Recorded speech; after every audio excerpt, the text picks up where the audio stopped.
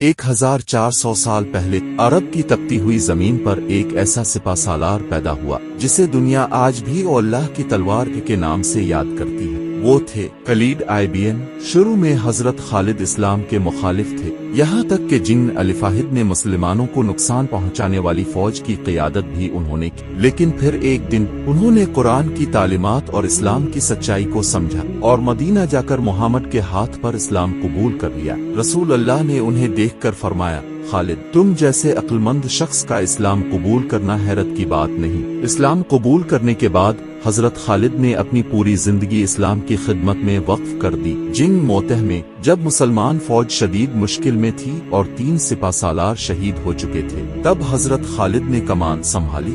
دشمن کی فوج ہزاروں میں تھی اور مسلمان بہت کم تھے۔ رات بھر حضرت خالد نے حکمت عملی بنائی۔ صبح دشمن کو ایسا محسوس ہوا جیسے مسلمانوں کو نئی فوج مل گئی ہو۔ اسی حکمت سے انہوں نے مسلمانوں کو محفوظ واپس لے آئے۔ اس جنگ میں حضرت خالد کے ہاتھ میں کئی تلواریں ٹوٹ گئیں۔ تب رسول اللہ نے انہیں لقب دیا صفا اللہ، یعنی اللہ کی تلوار۔ حضرت خالد نے اپنی زندگی میں بے شمار جنگیں لڑے، لیکن کبھی غرور نہیں کیا۔ وہ ہمیشہ کہتے تھے، اصل کامیابی اللہ کی مدد سے ہوتی ہے۔ سبق، طاقت، بہادری اور عقل تبھی قیمتی ہیں جب وہ حق، انصاف اور انسانیت کے لیے استعمال ہو۔